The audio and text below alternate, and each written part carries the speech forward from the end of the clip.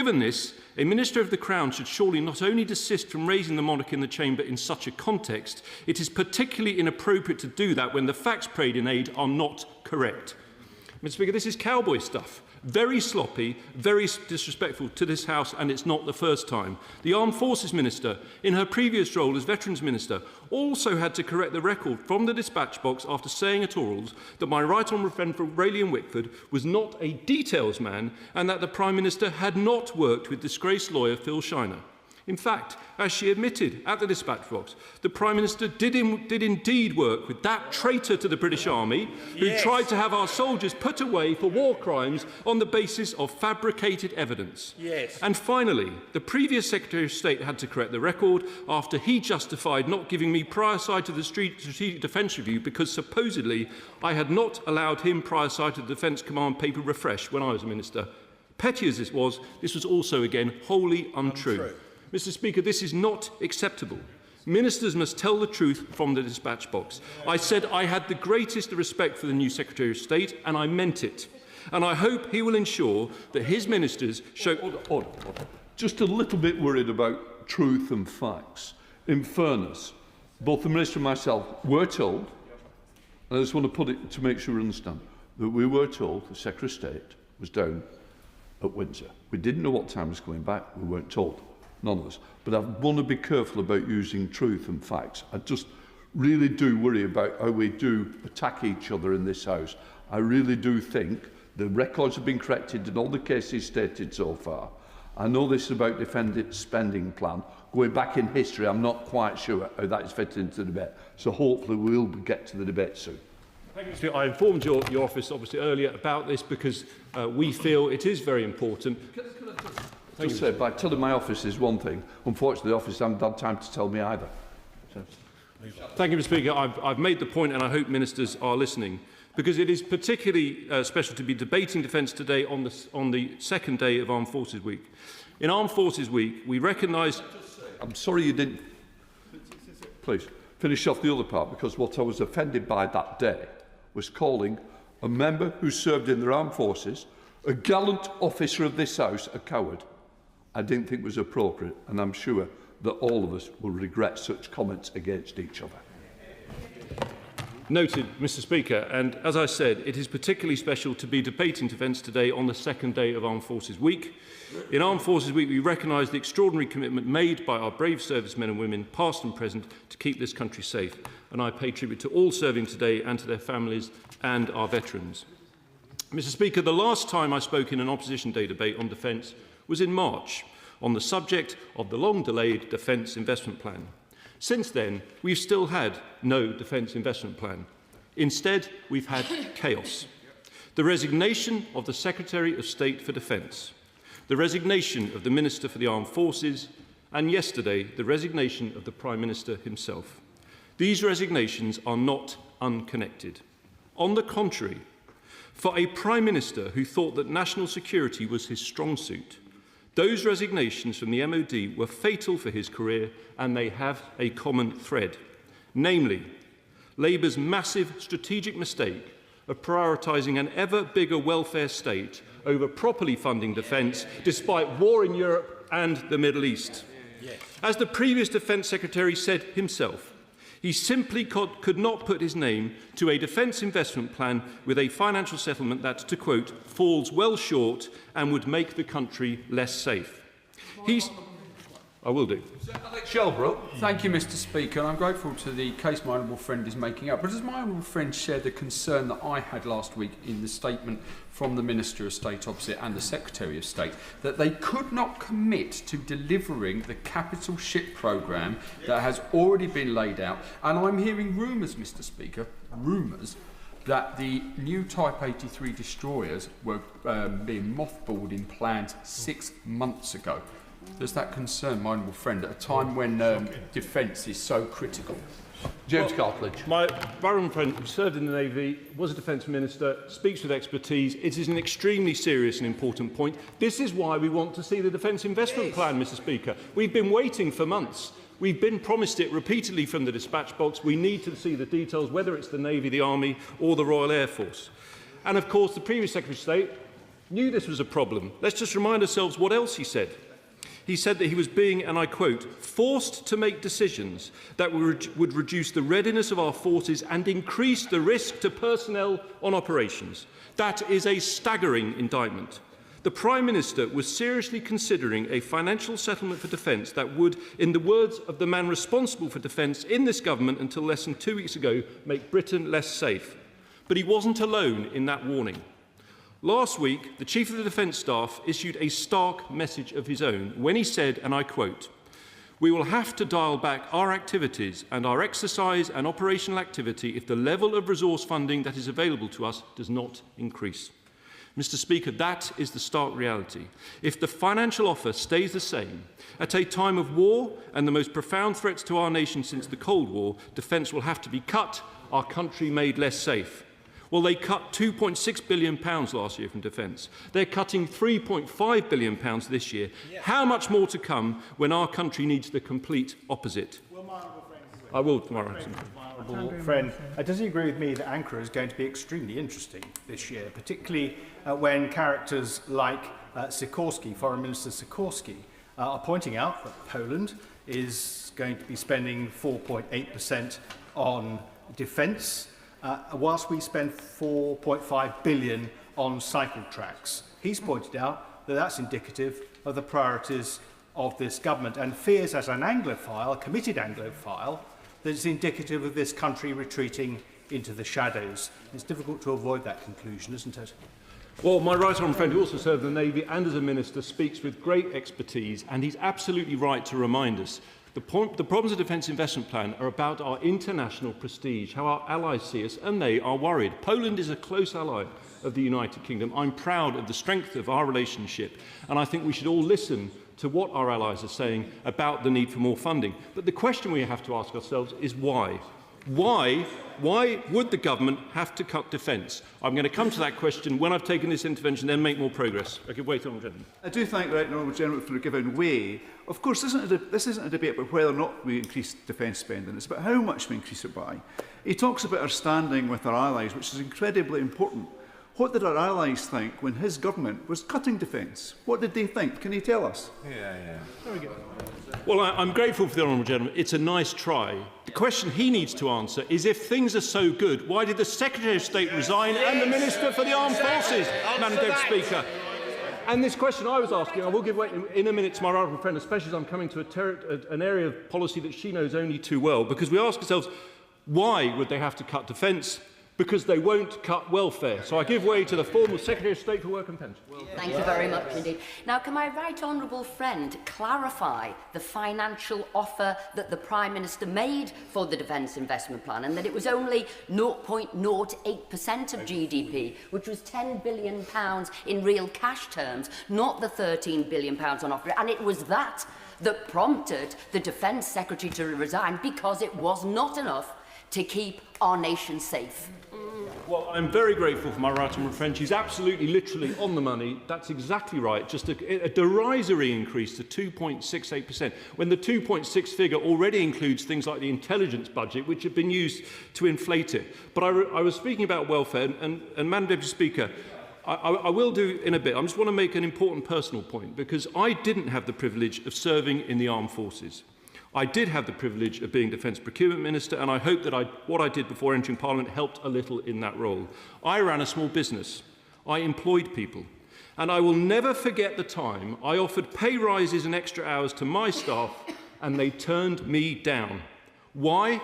Because the cripplingly expensive tax credit system we inherited from Labour created a massive disincentive against work. The country was literally paying billions to put a ceiling on people's aspiration, when I was brought up to believe that we should smash the ceilings that hold people back from success, so that instead of trapping people in dependency, we set them free to make the most of their talents. I give way to the honourable gentleman. I thank the right honourable gentleman for giving way. Will he accept that welfare is actually only part of the story of where we might need to find money from, because that would provide valuable revenue resource, but actually a lot of what we're talking about is an equipment programme that needs to be funded from capital. When I speak substantively later, I'll suggest where I might like to find it from, but I'd like to know which capital budgets the opposition would look at in order to increase capital spending.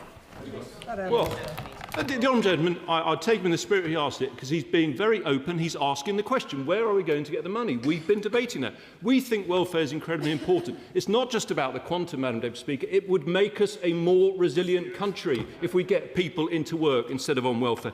But he asked a question on capital. We have said, and people may disagree, but it's a clear commitment, we would take £11 billion in the National Wealth Fund that will currently be going to net zero, and we would ring-fence it for defence, because that is our priority given the world we are facing. I give way to my honourable friend. The challenge we have at the minute is not only do we have a shadow opposition, we've got a shadow government as well. A whole set of ministers who we don't know they're going to be in place. And we've got someone who's about to become Prime Minister potentially, for whom we know absolutely almost nothing about their priorities, his priorities on defence, on the strategic challenges, on welfare. Does that concern him that we're going to get somebody new when we know very, very little about their position on these incredibly important issues? Well, my honourable friend makes an excellent point, because, of course, what this all creates is massive uncertainty. And defence is a massive industry in this country. That uncertainty is damaging for our businesses, our defence businesses, and indeed dual-use companies right across the nation who employ thousands and thousands of people. So we do need far more certainty, whoever is going to be Prime Minister. But I was talking about welfare reform, and my right honourable friend for Chingford and Woodford Green reformed that system of tax credits with the introduction of universal credit. And before the pandemic, we saved billions from welfare, all in the face, as my colleagues will remember, of unending and total opposition to any reduction in welfare dependency from the Labour Party. But they can't go on like that, setting their face against welfare reform. It must be obvious that in the national interest we have to reform welfare. Tony Blair, their former Prime Minister, knows we need to cut welfare to fund defence. Lord Robertson, the former Defence Secretary, knows it too, saying you can't keep Britain safe with an ever-expanding welfare budget. That's why last week the Leader of the Opposition wrote to the Prime Minister offering our support in the national interest to cut welfare and fund defence. Last week I repeated that offer to the Secretary of State in his statement last Monday. He didn't answer. So I wrote to him last week with the same offer, and I hope he will accept. And I hope he will now confirm that he wants to put politics to one side and work with us to make those difficult decisions so that the Defence Investment Plan can finally be funded and published. So on the... I will give way to my honourable friend. I'm grateful to my honourable friend for giving way. Isn't the truth here, though, that we had a government that said that it was prepared to meet the threats that we face as a country, and yet the government is simply dithering and delaying, and with all the infighting that's going on their benches now, what hope is there for our country at a time when we need sustainability, we need certainty, not chaos? Well, an excellent question from my honourable friend. Dither and delay have been the theme all the way. We've been waiting for months. I've stood up at every single oral questions and asked them, when are they going to publish the Defence Investment Plan? Hundreds of times, it feels, they've replied, we're working flat out, and we still haven't got it. So can I ask the Minister to tell us if the DIP will definitely be published before the NATO summit in Ankara? In particular, can he tell us who is deciding the timetable for publication of the Defence Investment Plan? Is it the acting Prime Minister or the Right Honourable Member for Makerfield?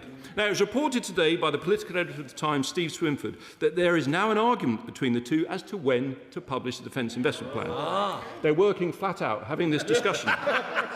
Mr. Swinford said on X, the first conflict of the transition period, Sir Keir Starmer is planning to push ahead with announcing the Defence Investment Plan despite Andy Burnham wanting it delayed until he is in office. So it is a simple question, Madam Deputy Speaker. Who is in charge of defence in the United Kingdom at a time of war on two fronts? Is it the Prime Minister or the Right Honourable Member for Makerfield? I give way to my I thank my honourable friend, and he's right honourable friend, and he's making an excellent point. Isn't the real risk here that the Defence Investment Plan, which that government promised in the first place, is actually now going to be treated like a political football? And the end result of that will be defence supply chains in this country, international adversaries, but also international allies will actually see that we're not worth doing business with. Well, loath as I am to talk about political footballs when tonight I think there may be our football team in action. Nevertheless, it's pretty obvious. Whether it's football, rugby or a tug of war, we already have a massive argument in the heart of government and the shadow government over who is in charge. And at a time when we face the threats we do, that is an extraordinary position for Labour to have us in. I'll give away first of all to the honourable gentleman. I'm very grateful. He's right to hold the government to account. The plan is massively delayed. Is he aware, surely, that all of us here, including my party, who spent time in government in the last few years, that ever since the fall of the Berlin Wall, we have been complacent as a country about the scale of threat that we face? And isn't it something, therefore, that all parties need to recognise? We've got our smallest army since the Napoleonic times. We have 8,000 drones in stock. Ukraine are using 8,000 drones a day. Isn't it a time that we work together across party to make sure we defend our country the way we will need to in the years to come? Well, I am very grateful to the honourable gentleman because, to be fair, I have always said I think we do need to work in national interest, and I have said repeatedly spending fell on defence since the fall of the Berlin Wall under successive governments. That must be blindingly obvious. And there were decisions Labour made, there are the decisions we made, there are decisions the Lib Dems made us make in the coalition, for example, about the nuclear submarines. Everyone has got some culpability in relation to this record. The key issue, I'm just responding to this intervention, if honourable members will allow me. The key issue is what we do now to fund defence. I'm going to take one more intervention, then I'm going to make some progress to the honourable gentleman from Strangford. Can I commend the Shadow Minister and the Conservative Party for what they're bringing forward today? Warfare is changing, and the Shadow Minister knows that. In the paper today, they're talking about a warfare that could be done by AI, which would include maybe some 10,000 drones. Just as an example of how warfare is changing, the Veterans Minister resigned, and he made that statement in his personal statement just last week in Parliament. Does the Shadow Minister agree, when it comes to deciding the defence strategy going forward, we must look at the new technology, we must look at how wars are going to be fought, because they will be different, but we need to be on the winning side? It's not time we did that. Well, my honourable friend is always at the cutting edge with his interventions, and he was spot on there. It is not just about the funding, Madam Deputy Speaker. With warfare changing so fast, as he says, we need to prioritise capability. Put simply, the Defence Investment Plan must be genuinely transformative. So it is incredibly worrying that once he finally got to see the Defence Investment Plan, the previous Minister for the Armed Forces resigned not long afterwards, stating that the plan was, and I quote, not built for the threats we face. Madam Deputy Speaker, this country led the way in supplying Ukraine with cutting-edge drone tech produced by UK SMEs. I cannot emphasise that point enough. We were a leader. When you consider the progress we were making supplying drones that were so effective on the battlefront in the spring of 2024 and bringing forward extraordinary counter-drone capability like Dragonfire, it was another strategic blunder from Labour to put procurement on hold whilst we waited for the Strategic Defence Review and now still waiting for the Defence Investment Plan. With war changing so fast, we cannot afford to waste 2 years paralysing procurement. I'm going to take two interventions, my honourable friend and then the honourable gentleman. Give way to my honourable friend. I thank my right honourable friend for giving way. When he talks about the future of warfare, this was very much raised when we attended Spacecom earlier this year, where the delay in the dip is having an impact on our ability to keep up with advancing space technology. Does my right honourable friend agree that this is an important point and we should set a space strategy, as the previous government did in 2022? Well, I'm very grateful to my honourable friend. That's exactly why we have announced the policy of a sovereign defence fund. £2 billion extra per year for drones, AI and tech, alongside £11 billion, as I said earlier, from the National Wealth Fund, repurposed from net zero to defence to fund our sovereign industrial base so that they can scale up and meet the level of output we will require to be war ready. I give way to the gallant and honourable gentleman. I thank the right honourable gentleman for giving way. He's talking about air defence. I'm glad he raised that. Does he regret the cuts that were made to air defence under the last government when funding for defence reduced so dramatically? And does he welcome the investment that this government is making in air defence, learning the lessons that we're now seeing from Ukraine? I don't know what he is talking about. What investment in air defence? We procured rapid sentry, Madam Deputy. What do we think is being used on our bases in the Middle East right now to defeat drones? Stuff we procured in government. Who procured Dragonfire laser? I did, Madam Deputy. It is going to be the most cutting-edge air defence. I procured the radio frequency-directed energy weapon, which could also be incredibly cutting-edge, literally frying entire swarms of drones. This is where we need to be, at the cutting edge. We invested in it. They specialise in dither and delay. Now, Madam Speaker, as important as drones and tech is, our most important capability remains the people who serve. So whilst it is critical that the government rapidly embraces the uncrewed revolution right across our armed forces, we must also back our people. That's why in government we increased pay for junior ranks in 2023 by 9.7%. And I took the decision to buy back the defence estate from Annington Homes when I was Minister. So on housing, and I want to ask a very important question that they didn't answer yesterday. Until very recently, ministers have consistently repeated a pledge to invest £9 billion in military accommodation over the next 10 years. With rumours that this funding will be cut, as reported in the press, yesterday, my right honourable friend, the Shadow Armed Forces Minister, asked if this commitment stood. Is it the case, yes or no? Will the Minister say in her speech? Of course, in Armed Forces Week, Madam Deputy Speaker, I must pay tribute to those who serve in our reserves. Back in 2023, we also increased the bounty for reserves personnel by 5.8%, and I believe with the threats we face, we must continue to strengthen our reserves. Finally, Madam Deputy Speaker, we agree wholeheartedly with what the previous Armed Forces Minister said about the Northern Ireland Troubles Bill. In his resignation speech, and I quote, "The IRA failed to achieve its political ends through the use of terrorist tactics, and we must be exceptionally careful that we do not help them achieve those ends through other means." So can the Minister say whether the Secretary of State for Defence, a veteran of Operation Banner himself, agrees that whoever is the next Prime Minister, a top priority must be to scrap the Troubles Bill and back our veterans? So, Madam Speaker, to conclude, assuming the Right Honourable Member of Makerfield becomes Prime Minister in the coming weeks, he will have many items in his intro. But the first duty of any government is defence of the realm.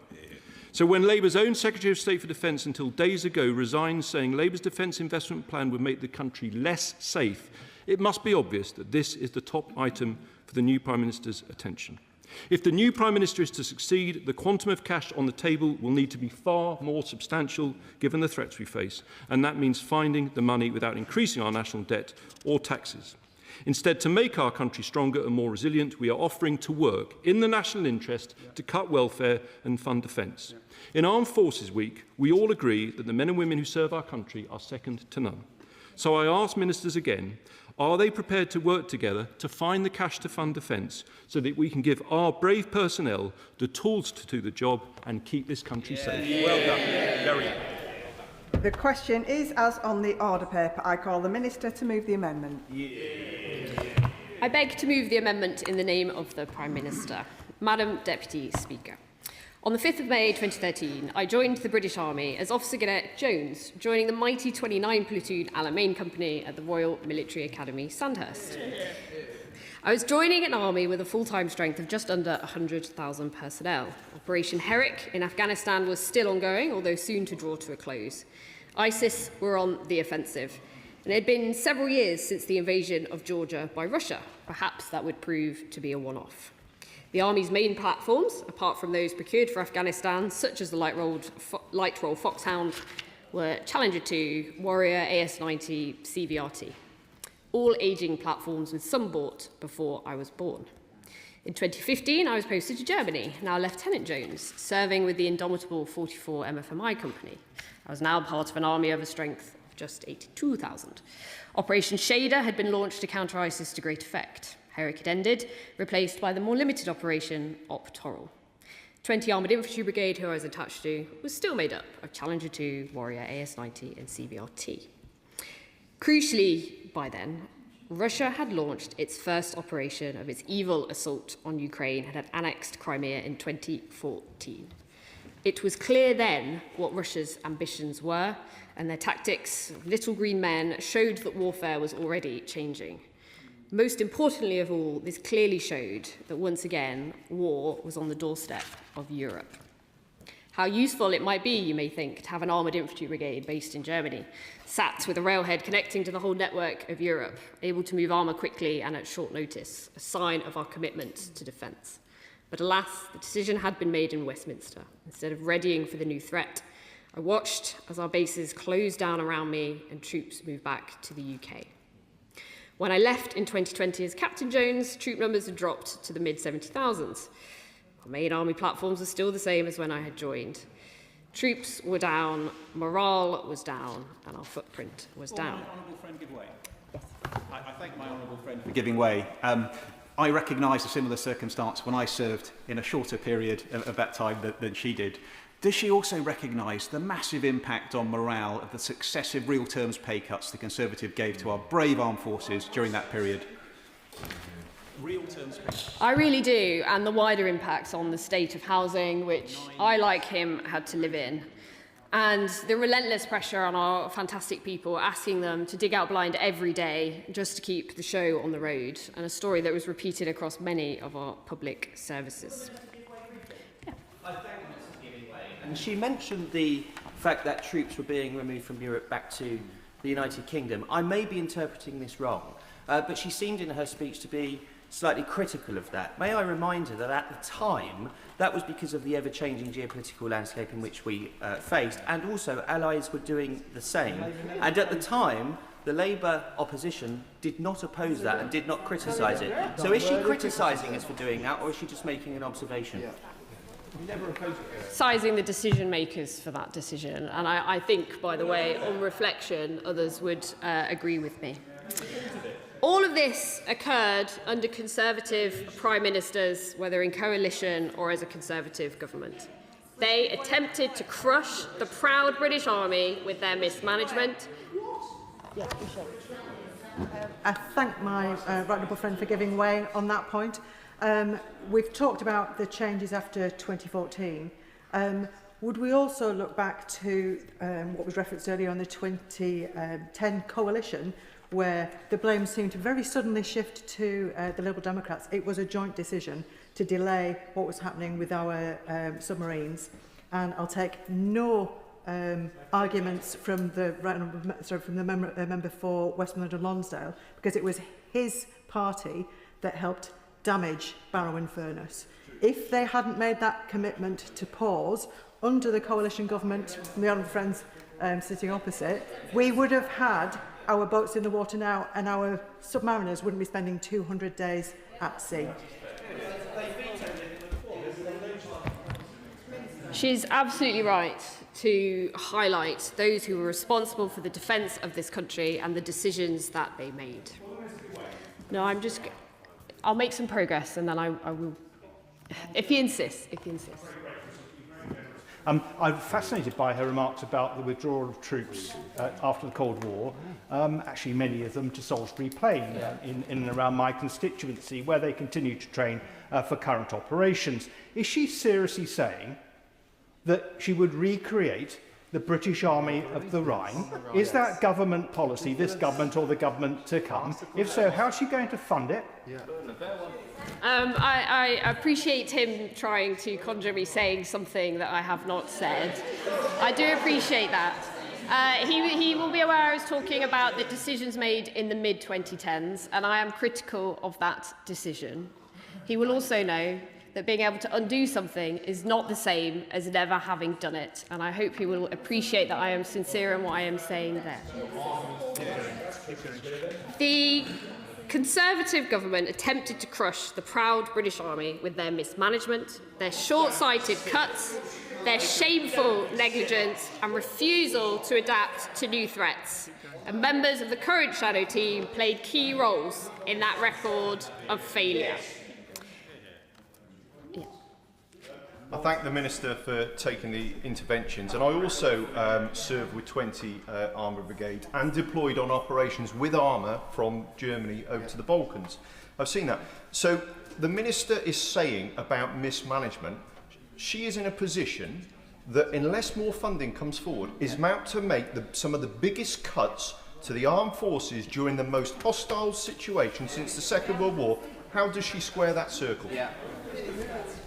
I'm proud of the record that we have already achieved in government for defence. We have raised defence spending despite the records of previous governments.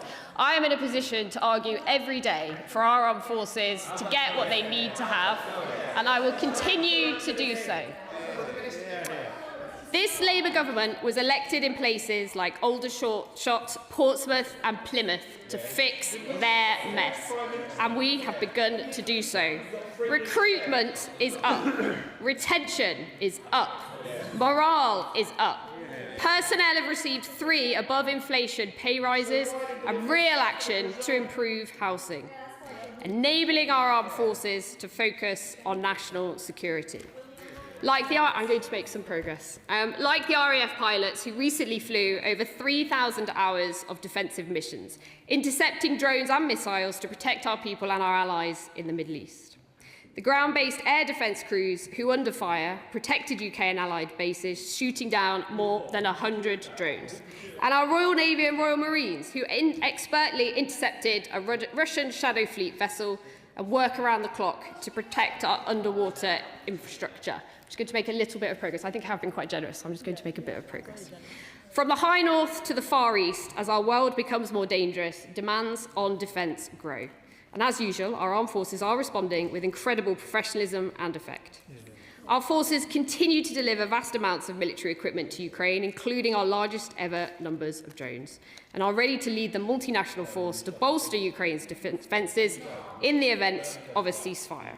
In the Middle East, we have HMS Dragon and RFA Lion Bay deployed, along with autonomous mine-hunting equipment to play our part in a multinational mission to secure freedom of navigation in the Strait of Hormuz and bring down prices for families across UK.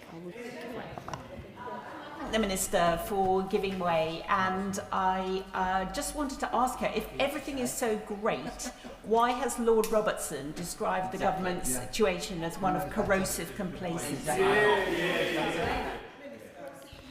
I am proud of the record that we have achieved so far in government.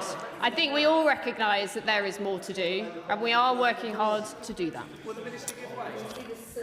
Yes.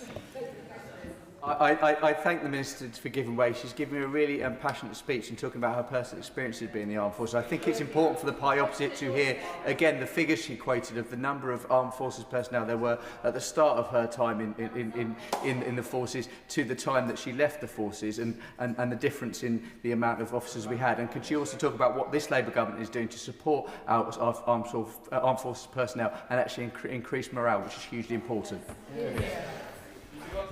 I thank him for his question. And he's absolutely right to talk about the importance of our armed forces personnel. And I'm very proud to be able to point to the improvements we have made in recruitment, in retention and in morale, which shows that we are being effective in delivering for them. I won't. I'm going to make some progress. While the motion before us may claim otherwise, the facts are that the work being done by our forces on their multiple deployments speak for themselves. Every hour of every day, our armed forces are out there across the world, serving their country, serving UK interests, and protecting our freedoms and prosperity. It's business as usual for them, and it's business as usual across defence. The Defence Secretary... To the Minister, and she talks up the effect that our armed forces deliver in various different theatres, but they are doing so on a shoestring. Because while the dip is delayed, apprentices will not start this August in Scotland or this September in England. Investments being made by primes will not happen this financial year because of the delayed dip.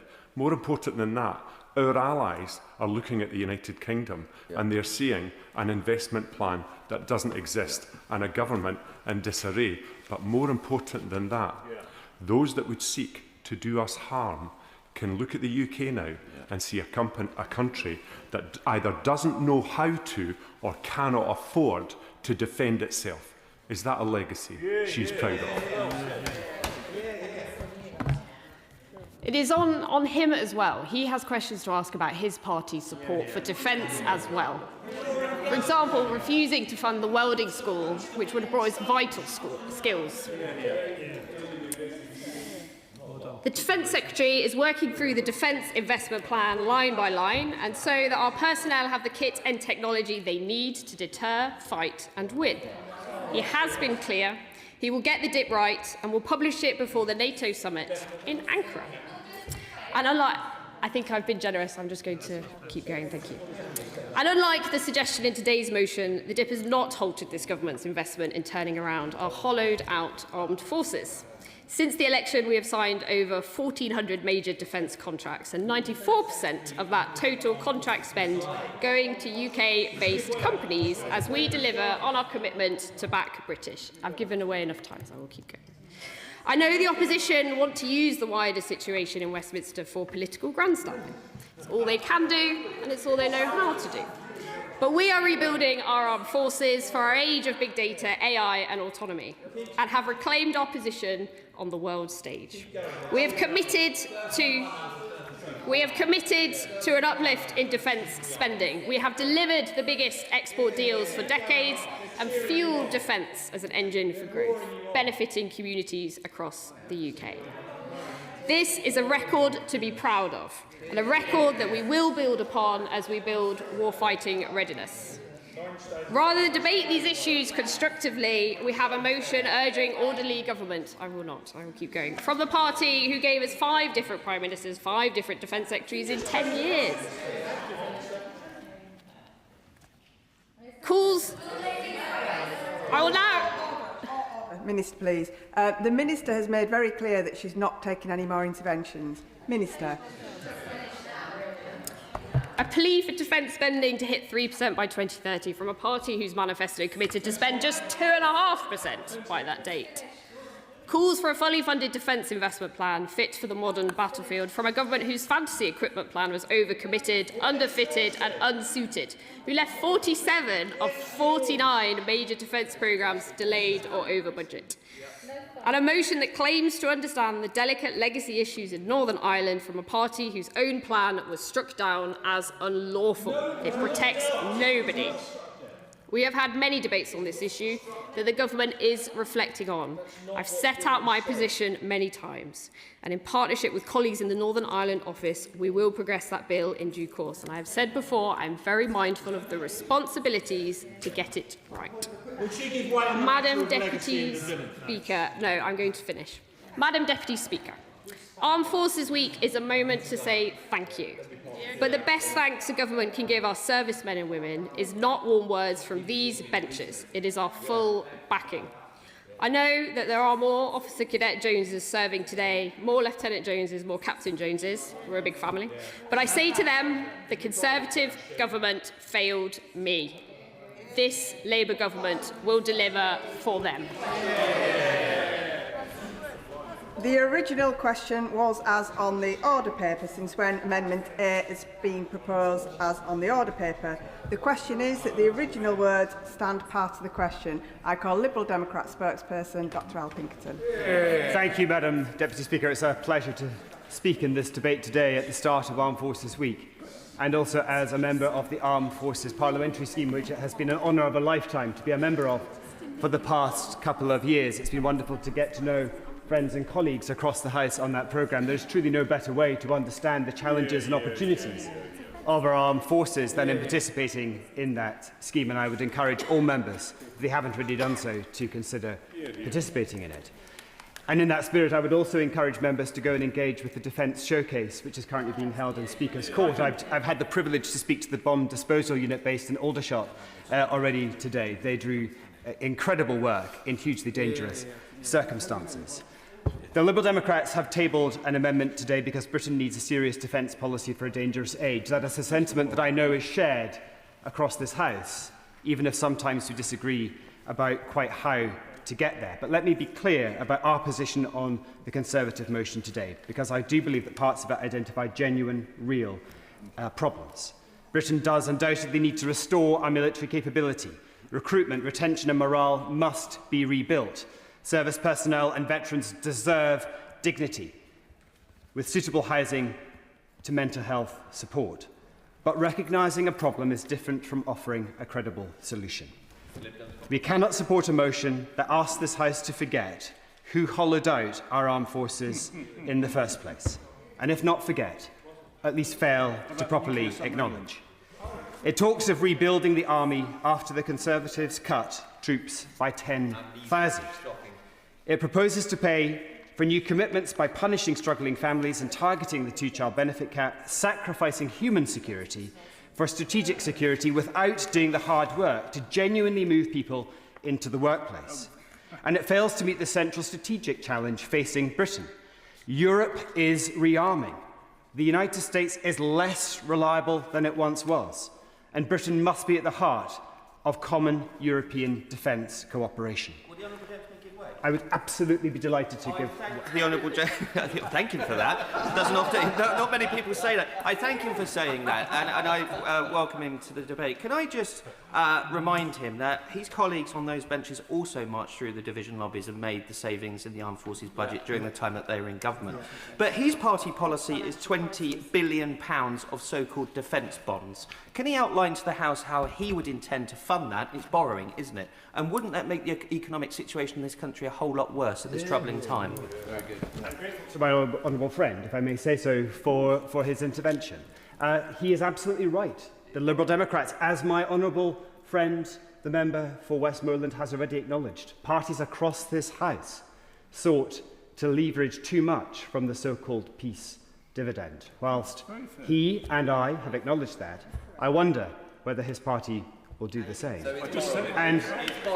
And on the second question about defence investment bonds, this absolutely is about engaging the wider public and also other private finance institutions in the common participation in the recognition that we need to invest more in defence. This absolutely is borrowing, but it's money that can be injected into the defence economy right now, instantaneously, whereas the proposals from the official opposition will take years to filter through, because cuts to welfare are not instantaneous. Will he give way on that? I will give way. Well, I am genuinely very grateful. He is entering the sort of semi-consensual spirit that we have seen from some, and I said, and I recognised, that spending had fallen under successive governments. But further to honourable friend's question, and it's very important, the Lib Dem's position is 20 billion extra on war bonds, but that's not their only policy. Their other policy is for international aid to go to 0.7%. Yeah. Where's the money going to come from for that? Is it aid bonds or other borrowing? How will they fund that massive black hole? I do not believe there is a black hole, because international aid is not a zero-sum game. You cannot have defence and security.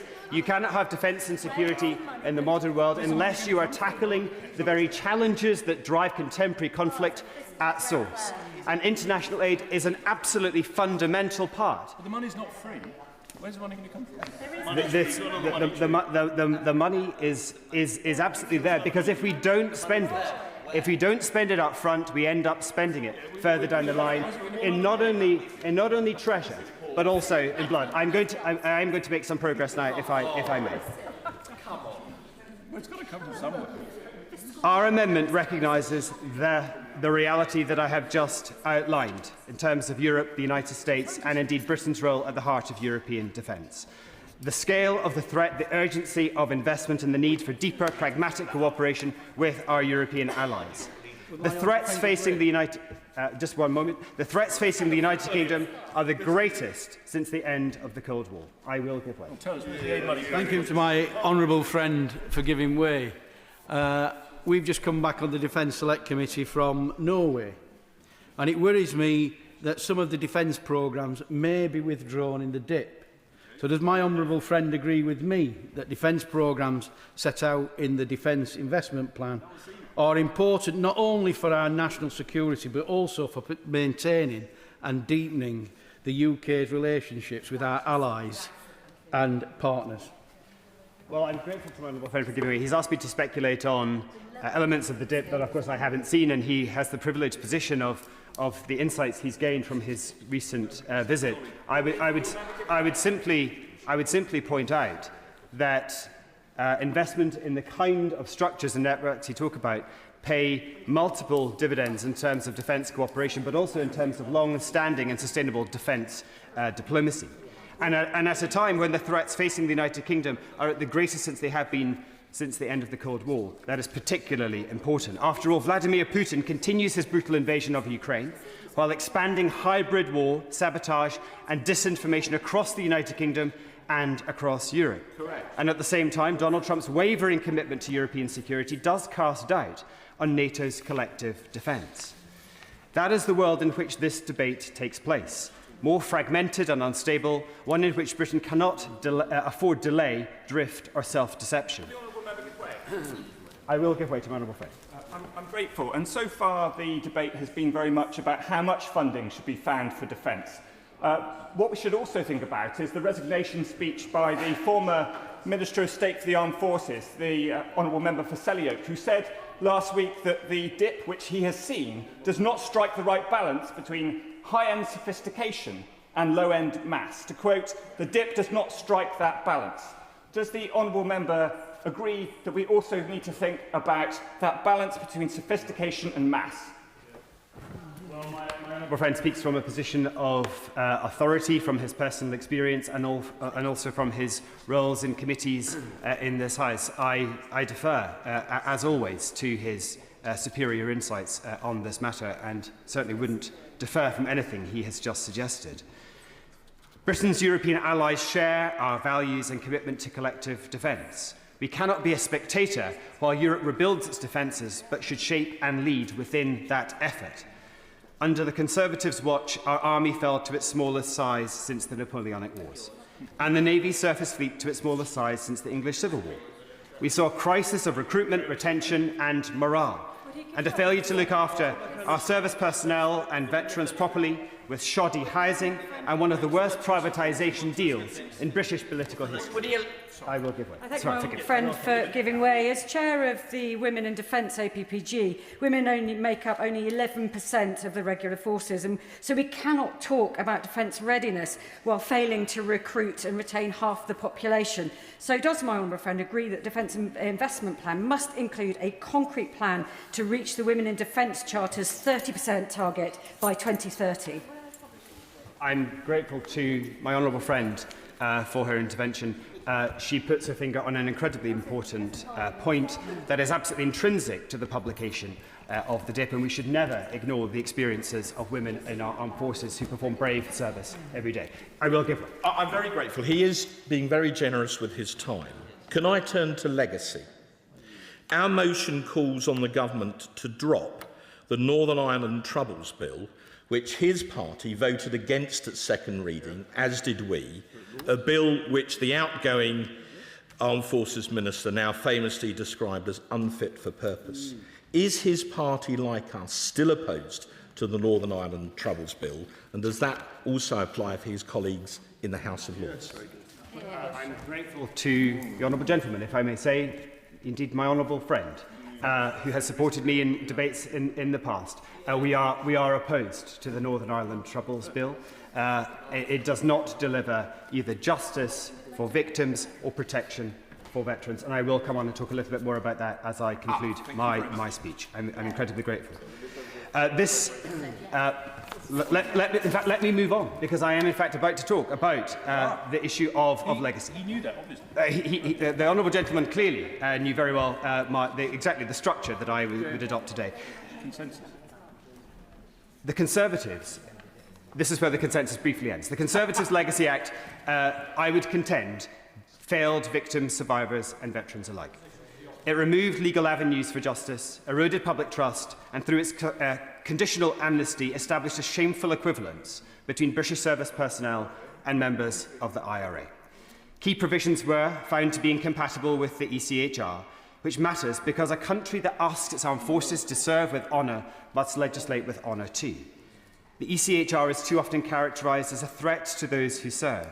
In truth, it also helps to protect service personnel, families and veterans who seek accountability when the state has failed in its duty. Withdrawing from it would remove a vital safeguard and a route to justice for victims and families such as those in the Snatch Land Rover case.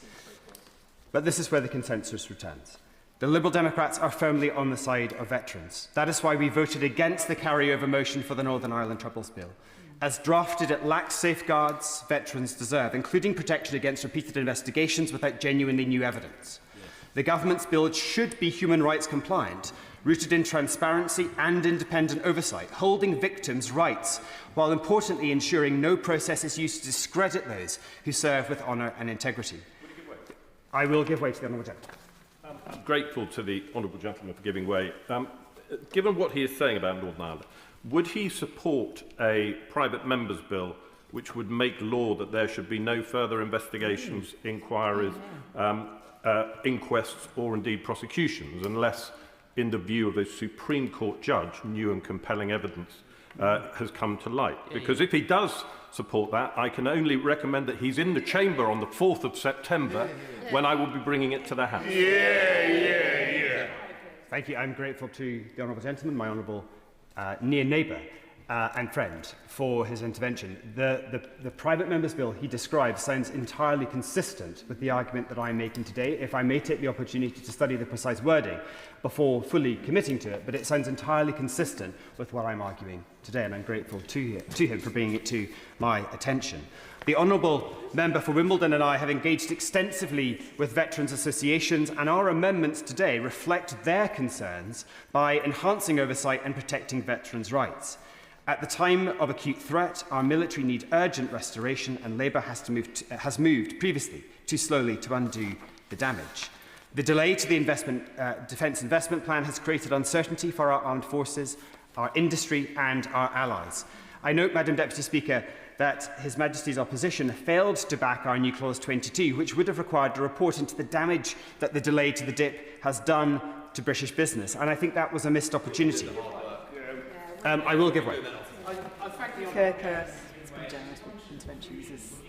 To take the opportunity just to express a specific regret for the role that the Liberal Democrats played during the coalition in slowing down the nuclear continuous at sea programme, and indeed they actually argued to scrap it entirely and replace it with a Biggles-type aircraft taking off of aircraft carriers or something, which would have put us in a very, very dangerous position. But as it was, they used the influence that they had to delay it, and one of the reasons why there is such a difficulty in the MOD budget is catching up on that essential spending on the continuous at sea deterrent.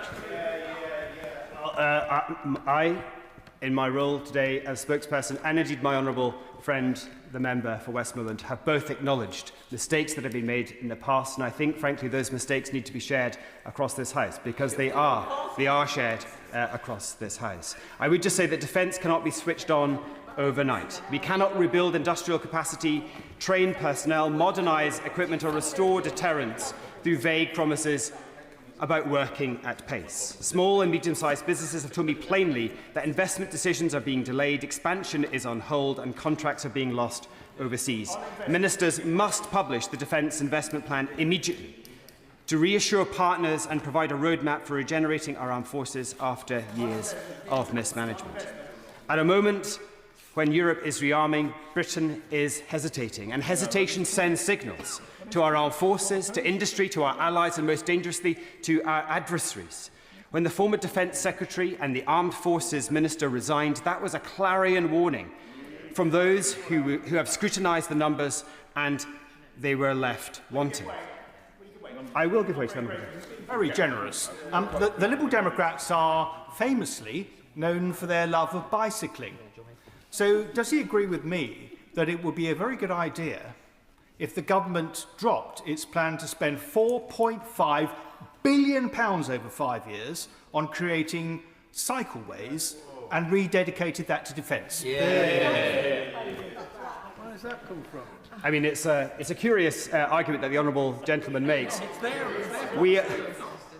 The United Kingdom is a modern 21st century European nation. I have had a very pleasant cycle to and from Fulham this morning on both Lime bikes and using cycleways. Frankly, I don't think you can have one without the other. I'm perfectly happy for the government to spend money on cycleways as well as defence. It's a very strange equivalence that the honourable gentleman seeks to make. However, I would just urge the honourable gentleman for Makerfield, who isn't in his place today, which is a disappointing opportunity. A failure to engage with issues of our armed forces and our defence. I would compel him to urge the Treasury to unlock the funding that we need as urgently as possible. Strength in this moment will be measured by investment, industrial renewal and the courage to deepen defence relationships with our European allies, and that's why we, in this amendment, are calling for the Defence Investment Plan to be published urgently, alongside a plan to issue those 20 billion of defence bonds. They would help to rebuild our armed forces, unlock investment, strengthen our industrial base give Britain's businesses the confidence that they need to expand and to hire. Investment, however, cannot stop there. The government must commit to spending 3% of GDP on defence by 2030 at the latest and convene cross-party talks in the spirit of collaboration across this House that the honourable gentleman on the front bench has talked about today, because only then can we have responsible and sustainable defence spending. Britain must lead, and Britain must lead in Europe. Our European allies share our values, our geography and our commitment to collective defence. They are partners with whom we share intelligence, defend our sea lanes, protect our skies, secure our infrastructure and confront the same threats. Britain should now be leading in terms of European defence, and that's why we have proposed a growth and defensive partnership with the European Union. This is not about building an alternative to NATO, but ensuring that Europe carries more of the burden of collective defence. And if I may just say in conclusion, Madam Deputy Speaker, because I can see you looking at me with some eagerness now, we must never forget the people who serve our nation in our armed forces. The government was right to accept the Liberal Democrats' proposal to apply the Decent Home Standard to service family accommodation, and that must now be extended to single living accommodation too. So, Madam Deputy Speaker, the Liberal Democrats are clear.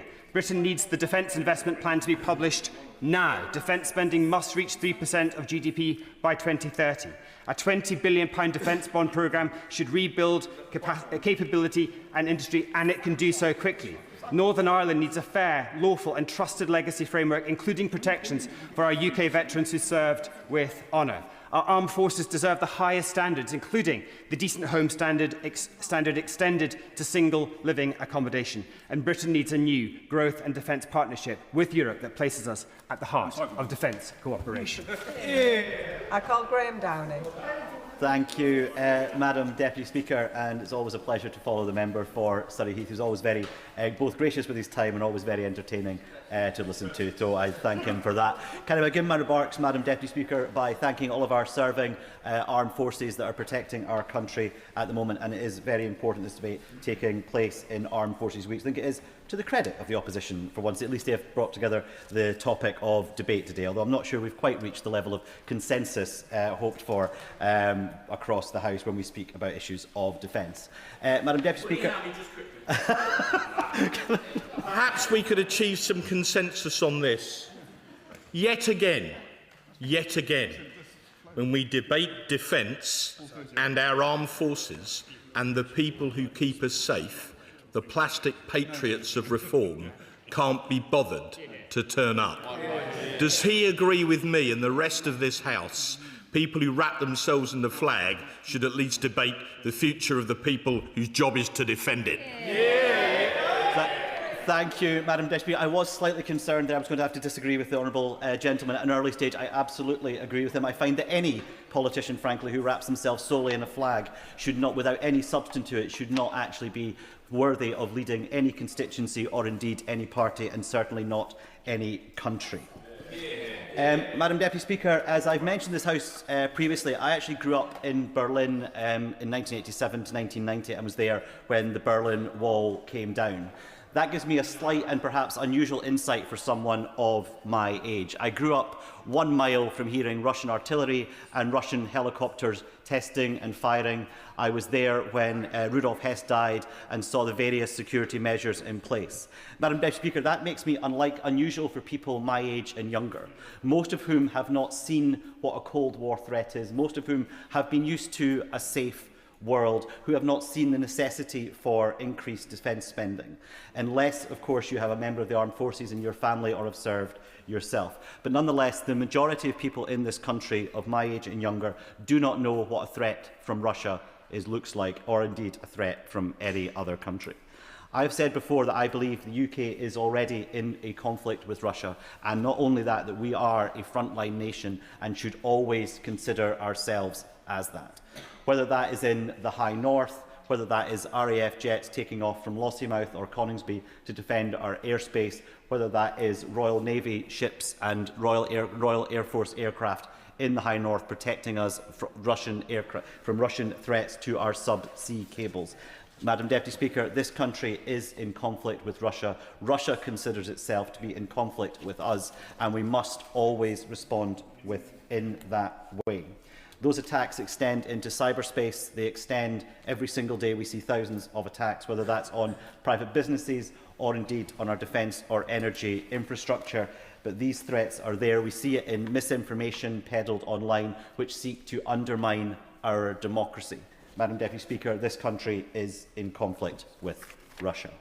Madam Deputy Speaker, in order to respond effectively to that, we need the public to understand the direct implications of what that means for them.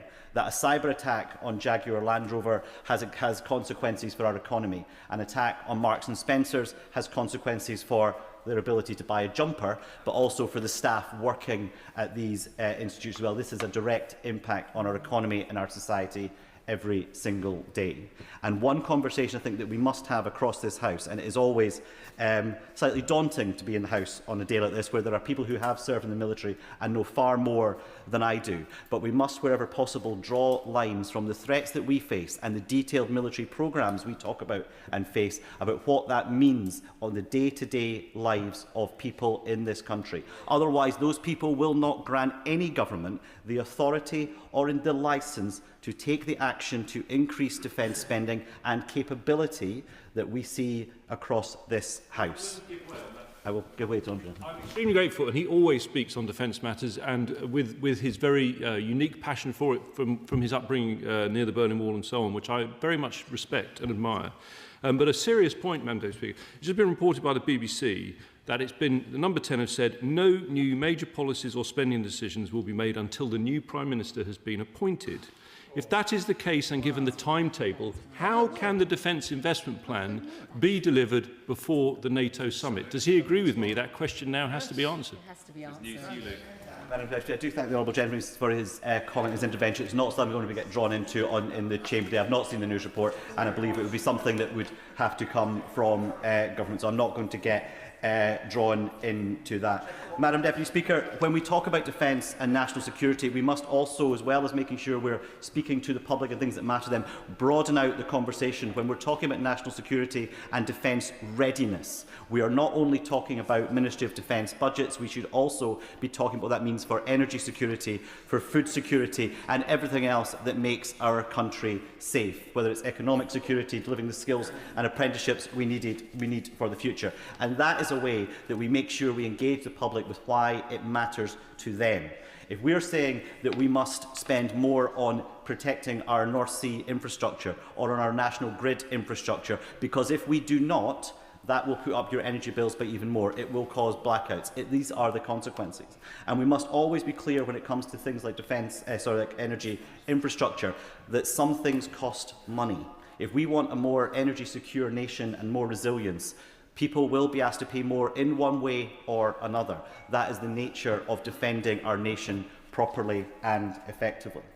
Madam Deputy Speaker, I'm very proud of the steps this government has taken to prepare our armed forces for the future, having been left a hollowed-out basin when they took over. And the members opposite have talked about the parties across the House not spending on defence since the end of the Cold War. And I do, to a point, agree with what they're saying. But the threats were there in 2014 and beyond, and there was no mass drive from any party in government for massive increases in defence, for any increases in defence at that point, but the warning signs were there already, and it is this government that has had to pick up that mantle and move forward to make the kind of changes that we are needing. The awarding of 1,400 major defence contracts since July 2024.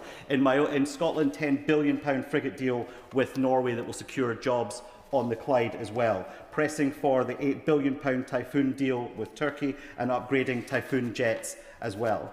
Madam Deputy Speaker, we must look after the people as well, and I'm very proud that this government is updating recruitment policies that are seeing us make sure we have better recruitment and retention.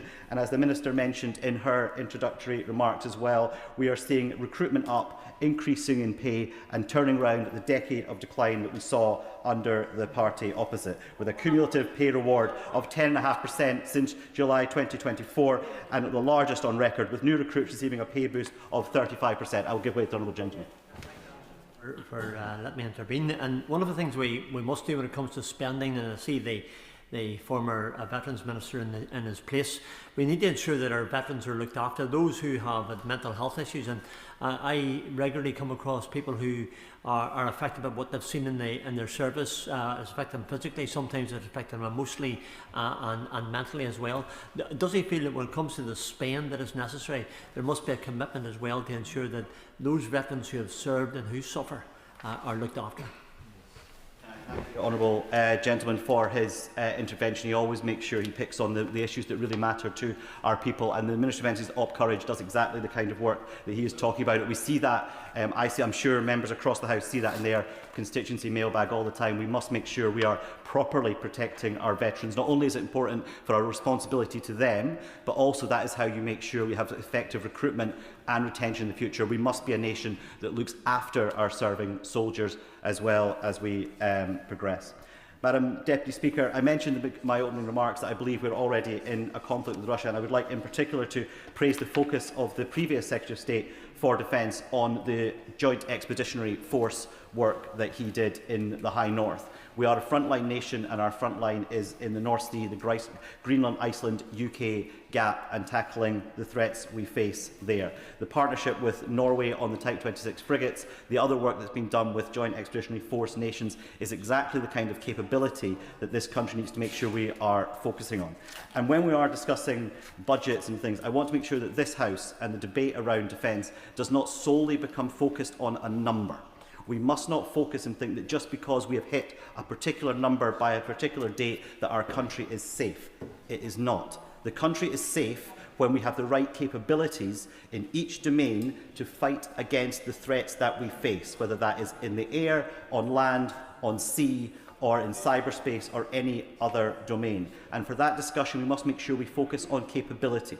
If we have the correct capabilities to defend our nation, then we will have spent the amount of money that we should spend to defend our nation, and I believe that would be higher than the current level we are spending at the moment. But the discussion must stay on capability and not merely spending money for its own sake, which this government is doing a very good job of turning around on issues on defence procurement to make sure that is not the case. But I would urge members from across the House to please keep that in mind when we're discussing defence spending today. Madam Deputy Speaker, I hope we are continuing with a focus on consensus where possible when it comes to defence spending and protecting our nation. But I would just like to end by thanking again the armed forces that are serving right now, and to all of those veterans that have served in the past. Thank you. Lincoln Job. Thank you, Madam Deputy Speaker. And can I say what a pleasure it is to follow the member for Dunfermline and Dollar, who I think was speaking a great deal of sense. He was mentioning the threat we face from the High North, and he might be interested to know that the Defence Select Committee were in Norway last week, and we went up to the Arctic Circle to the Combined Air Operations Centre at Buda. And they told an extraordinary story there, which was they were doing a security exercise, and they put a baddie on the roof of a Sanger near the air base's gate, and they took a dog round to find the baddie, and the dog didn't want to know about the bloke they put on the roof of the Sanger. The dog was indicating into the Sanger itself, and he wouldn't let go. He kept on indicating, there's something there, there's something there. They thought, oh blimey, we better go and get the keys. They went and got the keys and found a Chinese spy who had been in there for a week. What? So he's now been arrested. He's doing time in prison in Norway. I believe it's pre-trial on remand. But it just brings home exactly what he was saying, that these are real threats and these are real enemies. And they are, in that case, literally at the gates. So I joined the army in... Long time ago. I joined the army in 1986. I joined the army in 1986, and they very generously paid for me to go to university to study theology and philosophy. Very broad-minded of them at the time. And I then went back to Sandhurst to confirm my commission in 1989. And that's a significant moment because I was on college guard, polishing my boots as I watched the Berlin Wall fall. And I didn't really understand that the geopolitical glue that had helped keep the world safe for the last 40 years was coming unstuck, or what the implications might be for officer cadet jobs. But they certainly were there, and those bonds which had kept the Cold War in stasis did indeed start to melt, and it meant I had a very busy military career. And I have been to war with Conservatives in power, with Labour in power. I've had poor equipment. All of sides of this House have been responsible for part of what happened following 1989, and that is that we started to manage decline. And don't get me wrong, I am so proud of the men and women of our armed forces, and particularly the ones I led. But equally, and I always try to remember to do this, I buried men from my regiment. And I try not to forget, always to pay tribute to them and what they have done to enable me to stand here and be their voice today. But essentially what happened is successive governments from the end of that Cold War started to take risk.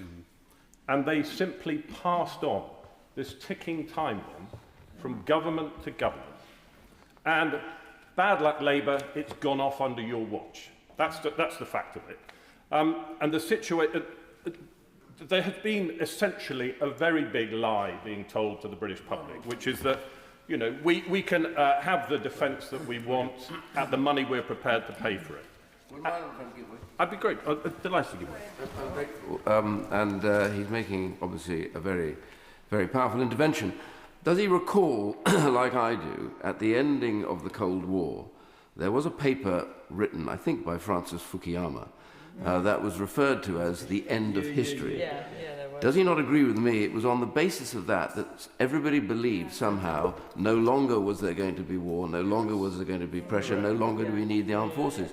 Such a mistake has documented everything since. My right honourable friend and fellow Scots Guardsman makes a very good point. And it is the zeitgeist throughout that period of time has been to say, look, wars are a thing of the past, and that we can take risk against defence. And that risk has rarely crystallised. And so people have been tempted to take more and more risk.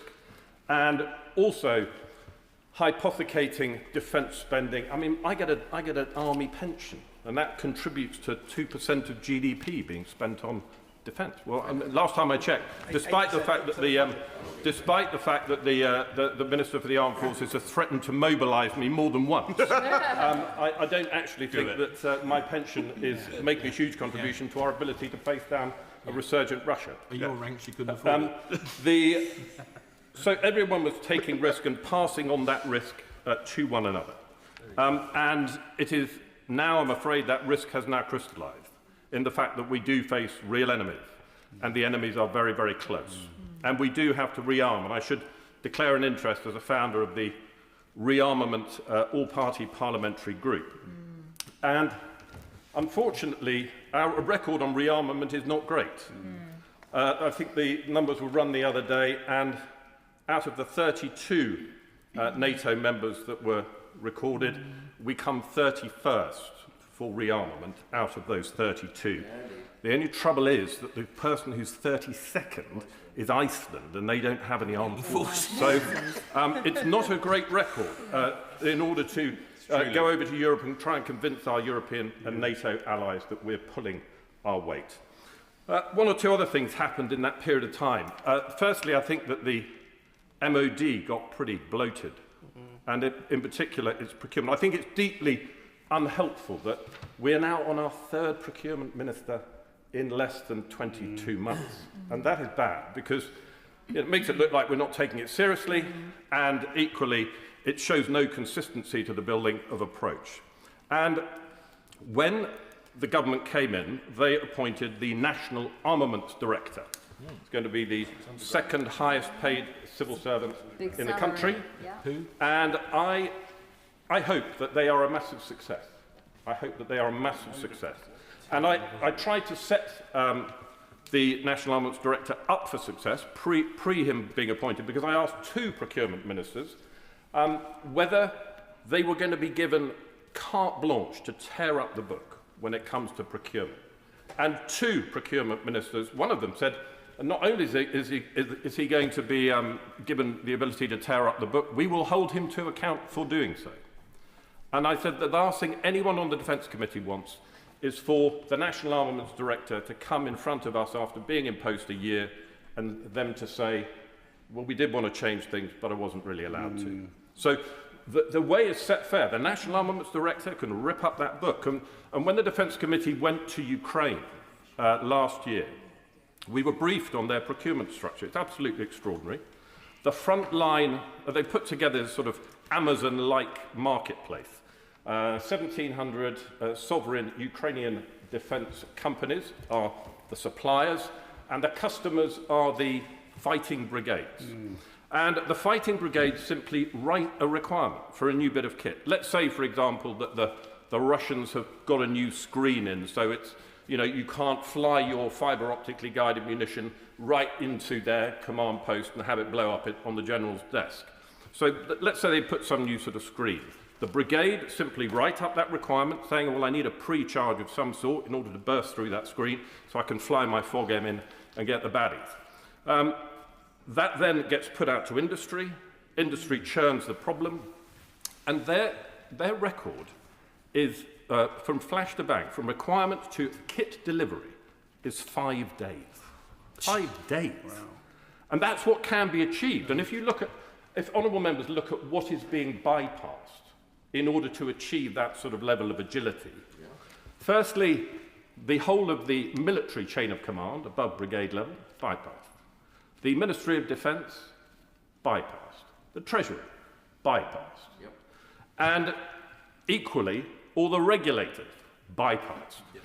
And so that is, should give the National Armaments Director a sense of where we have to go in order to generate the relevance. Because I think I heard the Armed Forces Minister, I can't remember which one who resigned or not, say the other day, it's rather tricky buying drones because as soon as you've got them, you know, they go out of date, so we won't buy any. And I just thought, well, that's pretty defeatist, actually. Redo the way in which we're thinking about things so that our forward land forces in Estonia have got drones. I'm delighted to give way. The comments around drones in particular, there is a requirement to bring drones into the system so training, tactics, procedures, doctrine and concepts can be taught. The point was about drones going out of date within 6 weeks. The innovation the gentleman just talked about is changing so fast that if you were to buy en masse, that they would be out of date over time, but there is a requirement to teach and train our armed forces to interoperate with drones, I think was the right context. I thank the former Minister for his intervention. I think that there is a huge challenge to us that we have to turn our ploughshares into swords rather than the other way around. And we need industry which is sufficiently flexible in order to flick the switch and turn the lawnmower factory into the drone factory in double quick time. Because I'd be delighted. Well, he's made an absolutely brilliant speech. And this, I must say, I think for many people this would have been an obscure argument some years ago. But on how you procure drones, I genuinely think it's one of the most critical questions for the country. Does he reflect that what we need to think about is SMEs as mission partners rather than thinking of the hardware, where you buy effectively as a service, and that service is where you buy that learning, so that the thing you buy really is not the capability, but the cultural change towards constant iteration, which is how you survive in a war like we see in Ukraine. I think by the other group I didn't mention that have been bypassed are the 18 prime contractors. It's direct to the SMEs, and I'm afraid that I think that the model that we have developed since the end of the Cold War has seen the 18 primes, getting rich off defence pounds and SMEs getting legged over. And I think that the National Armaments Director should seriously look at the way in which we do that in order to capture the innovative nature of SMEs who are doing some wonderful stuff. Ironically, not selling it to the MOD, it's all going overseas. I'd like to come back to the point that the member for Dunfermline and Dollar talked about when he talked about honesty about the threat, because I do agree with him that unless we are very clear about the threat and we express it outside this place at every opportunity, I think the Prime Minister of Norway talks about defence about once a week on all his radio and television interviews. We met their Joint Forces commander. Even he goes on once a week and talks about the threat. Now, they're nearer Russia, okay. They've got a border with Russia, a small land border and a very large sea border. But I do think that, I think the SDR mentioned starting a national conversation or something. It seems to be a sort of a conversation of one line. And I really do think that if we are going to get the investment that defence needs, we do need to talk much more openly. And I'm afraid one of the other things that's happened over the period of the Cold War is that the MOD has become much more secretive. Yeah. And so major project review, the equipment plan, stuff that the Defence Committee always used to get in order to be able to see how these pounds were being spent. We don't get that anymore. Yeah. And equally, we had James Heapy come and give evidence, actually over the Afghan data breach, but he got sort of quite lyrical and started talking about the fact that he felt uneasy that as MinAF he was getting lots of documents in saying, and you can't tell Parliament that, and you can't tell Parliament that, and you can't tell Parliament that. It's all highly classified. Whereas actually they went back and he claims that he wanted to be able to tell Parliament more, but was constrained by the classification system from so doing. So they used to be, the Defence Committee used to do its own redaction. It used to get the full threat picture, and then they were grown up enough to be able to redact and not release secrets out into the public. And I think that would be a much healthier way of doing things as we go forward. Last point, the moral component of fighting power. We talked a lot about the physical component. And the moral is to the physical as 3 is to 1. And we know that's true because Napoleon said it. And he was pretty good. And the trouble is, and I've had both former ministers and current ministers about the undermining of the moral component of fighting power with the Northern Ireland Troubles Bill, which is why when I came 10th in the ballot for a private member's bill, I took the opportunity to attempt to put in law that there should be no further investigations, inquests, inquiries or prosecutions of Northern Ireland veterans unless, in the view of a Supreme Court judge, that there is new compelling evidence. And that comes to the House of Commons on the 4th of September. I very much hope that I can get cross-party support for that bill when it does come here, because I fear deeply that the stain on the moral component, the constant hounding of our veterans and declaring an interest. I spent 3.5 years of my life in uniform trying to bring peace to that place. I wasn't shot and blown up there, I was shot and blown up somewhere else. When the children of my schools hear that I've been shot, they all look at me and go, where? And I always say, on the roof of the Mamioka Hotel in Freetown.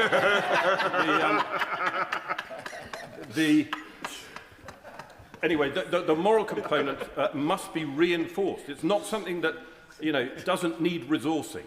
And I personally hope that the only way in which the new Secretary of State for Defence was prepared to accept the job was because he'd got some deal over Northern Ireland veterans. And so I look forward to finding out whether that is indeed the case, because our veterans need protecting from these prosecutions. And with that, Madam Deputy Speaker, sit down.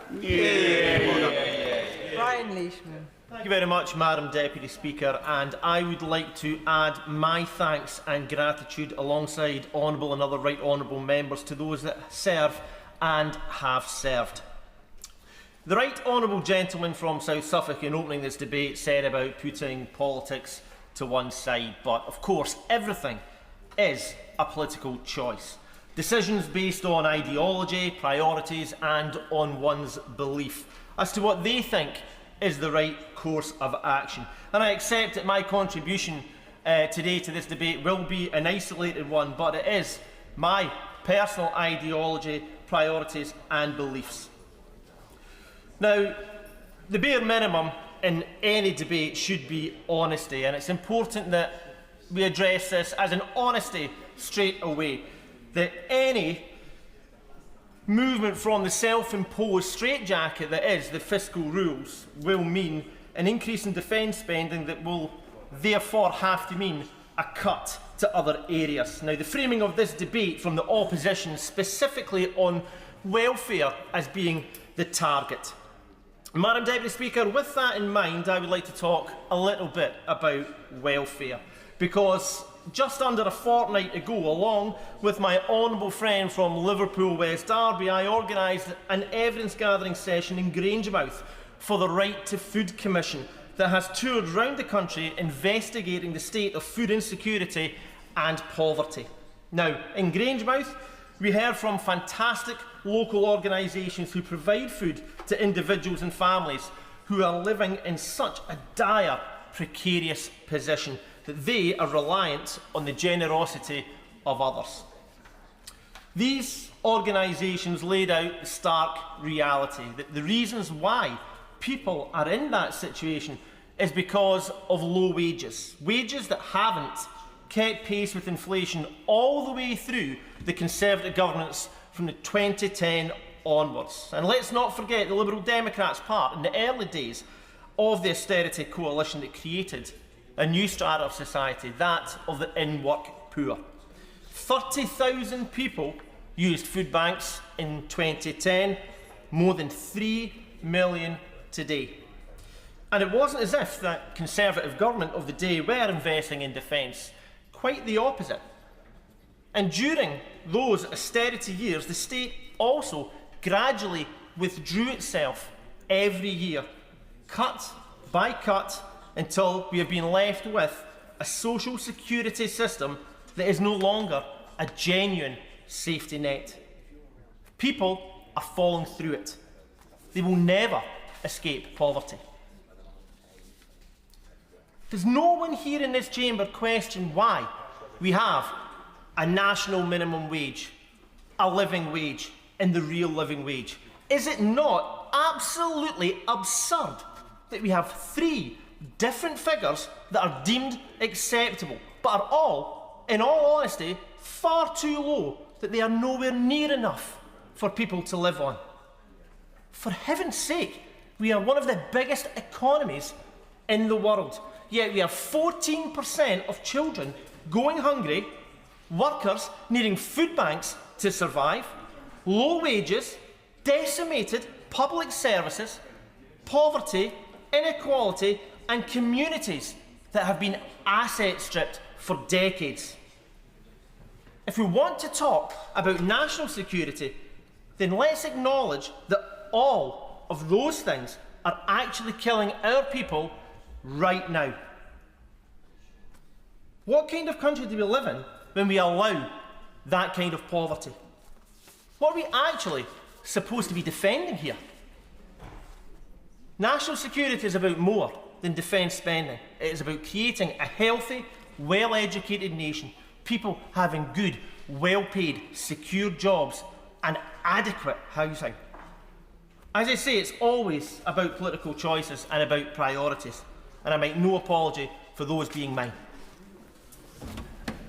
I call Sir Ian Duncan-Smith. Madam Deputy Speaker, it's a tremendous privilege to take part in this particular debate. It has to be very clear to us on both sides of the House that this is the most critical debate that we will be involved with, because the most critical thing that we face, and is often escaped, and I credit my honourable friend's intervention earlier, because he centred on the very thing that I think is important. It's all very well for us, and I say with gentle comment to the government benches, it's very easy to go round the whole time saying, well, of course, you did this and we didn't. The truth is, you can go right back on how much previous governments failed with regards to defence. I was serving in the late 1970s when the Labour government was in terrible difficulty and they were slashing the budgets. And military personnel at the captain and senior sergeant rank were leaving the army in those days in droves. And I can remember one conversation, depressed conversation after another, that we held you know, helped by a certain amount of Scottish water, that we decided quite clearly that there was no future. I don't know what the hell you're talking about. There is no future in the army for us. Now, I stayed on a bit longer. I got a certain degree, but many left who I knew were very competent and very good people. And it's very difficult to fill those posts. That's the bit in the armed forces that is critical to everything else that happens. For if you don't have a cadre of the sort of middle-ranking officers and senior non-commissioned officers, you don't have an army. You have just a lot of orders from the top down and unable to do them. And I think, therefore, what we speak about today is critical because we have to send a message to our armed forces that we believe in them fully, strongly, and will support them in every way at all. Which is why it's a pleasure to see the Right Honourable Gentleman sitting in his place after his resignation. He has the respect of many of my colleagues on this bench, without question, not only for his past, but for his presence. And I know what it's like to resign when you disagree with the government. I've done it a few times myself, but the reality is, I say to him that he will never regret that, because the thing that matters most of all when we come to this place is not us.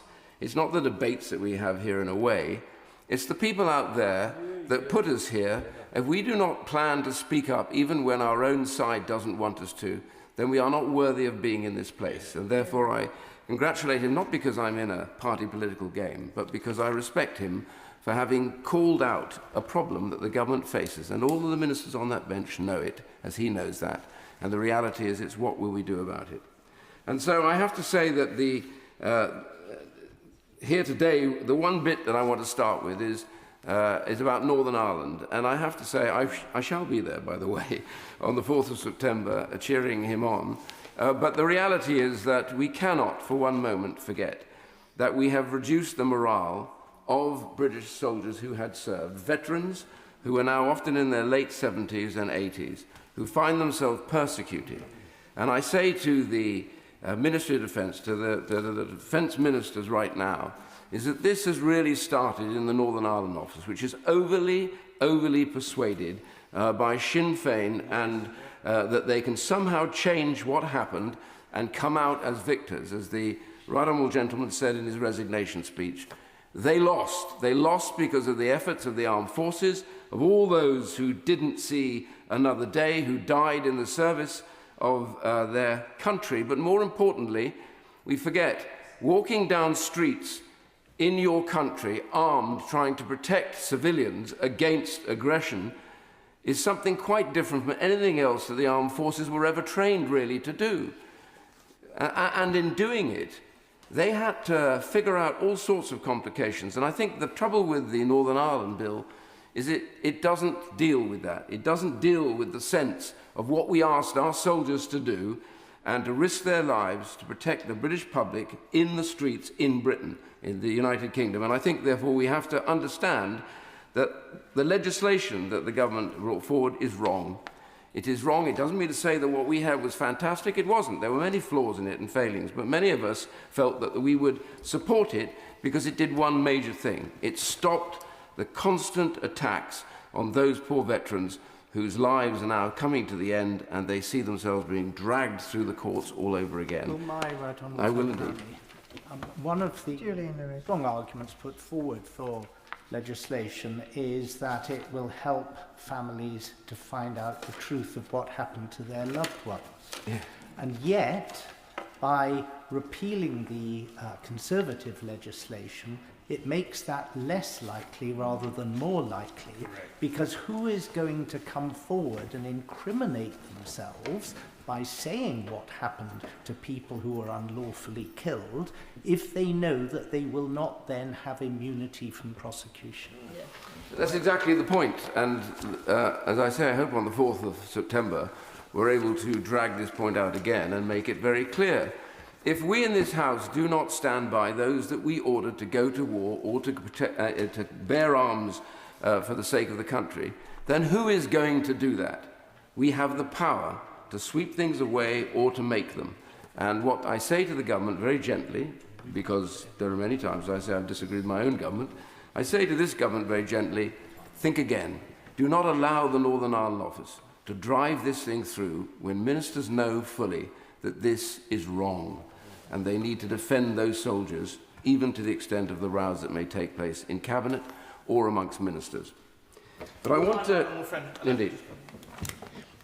Does he recall he and I and others having multiple meetings in the Northern Ireland office when we were backbenchers, going through the detail of this bill, almost line by line on occasions, trying to defend the interests of veterans and bit by bit overcoming the resistance of Northern Ireland office civil servants? Does he recall how difficult that was, but does he still believe, like me, that it was worth it? I do. It was difficult, and we stuck to the task. We weren't very popular at the time, but that's been constant in my life. But the reality is that I think you only know you're successful when you're not popular, I have to tell you. But we were on that. And as I say, it wasn't perfect, what we were trying to get, but it was better than what we've now got. And that is the key bit, because it held at the heart of it protecting those who have been sent bearing arms to defend the British people. We need to defend them and respect the sacrifice that they made. One more time. Another spurious argument, which I'm afraid we've heard earlier in this debate, is that the legislation put our armed forces on the same level as terrorists. The truth of the matter is everybody is on the same level before the law, and in any case, the Northern Ireland Sentences Act of 1998 sold the pass on that anyway, because nobody, even if convicted of a first-degree murder, as the Americans might say, goes to jail for more than 2 years. And that put everybody on the same level before the law, as any such legislation has to do. Yes, his point is quite correct, of course, and he is exactly right to make the point now. But I want to finish on this particular element of the debate today by simply saying that we really, really, really must understand if the first priority of government is defence of the realm, then the second priority is defence of those that they send to fight to protect the realm. If we cannot do that, then we are not worthy of being here. And I say gently to the government, the House would support you, the ministers, if they go back to government and say about the Northern Ireland position, this is quite wrong. It's unbalanced and it's deeply unfair. And I hope they will do just that. But can I say, Madam Deputy Speaker, that the real reason why I decided to speak today is because I am really, really worried. I have been talking about this for some considerable time, and the reality is that we are now in a more dangerous situation than we have been in, I believe, not since the Cold War. Because at least during the Cold War, we arrived at the Cold War knowing what we had to do. You know, governments cooperated together. We had NATO, fairly newly formed, full of the attitude that we would defend each other no matter what. And we were armed, and we were ready. I think this is more dangerous because we are much more like the 1930s now. And I'm not in the business, by the way, of saying that the government, that, this government is responsible. No, all governments bear responsibility. Our honourable friend said that, and I agree that. There has been too much, in a minute, if I could just finish this point. The point I want to make, though, is that we are seeing the rise of a threat very similar to what we saw in the 1930s. And our behaviour towards that threat is exactly the same as we were in the 1930s. And my father wrote a book many years ago about his time. He was a highly decorated 5 Gallantry Medal fighter pilot during the war, commanded in the war, fought all the way through. And he said he could never forgive politicians for having placed the country in the parlous situation of being close to losing the war because they did not see what the danger was and didn't want to be involved in spending more on defence. That was the point he made. And it's resonated with me forever. And I happen to believe that right now we are seeing in front of us the growth of totalitarian states China is at the center of this, but North Korea, Iran, Russia, and others like Myanmar developing. We are seeing more totalitarian states coming to fruition around the world and now outnumbering democratic states in the United Nations. The axis has shifted. And now what we have failed to do over the last 15 or 20 years, not only have we not made ourselves ready, and even today we are not, but the reality is that we simply fail to recognize that they are. If I just say that in China today, one naval shipyard now builds more naval ships than the whole of the United States in 1 year. One naval shipyard. They have 130 times now, I'm told, the capacity to build naval vessels than America does. And it's no good really looking at Europe because we hardly build naval vessels anymore either. And that was the reality. And the difference between what happened in 37, 38 and 39 is that actually we had a major industry sitting here that could build tanks, it could build aircraft, it had brilliant aircraft designers, it could build ships. We had probably the most powerful fleet in the world ready to go to war if we had to. We are not in that situation today. I'll give way to Andrew. Thank you, and I thank the right honourable gentleman for his comments. And actually, I agree. My own father said that the biggest mistake was in the late 30s that we had our head in the sand. So I don't disagree with him. But what I was thinking, I know the right honourable gentleman's been here for a long time. In 2010, the Labour government was spending, I think when they left office, 2.5% of GDP. And my own thoughts here are, if only we'd kept spending that, we would have £90 billion more that would have been invested in defence at this point now. And does he accept that would have been the case, and that is a great shame that has happened?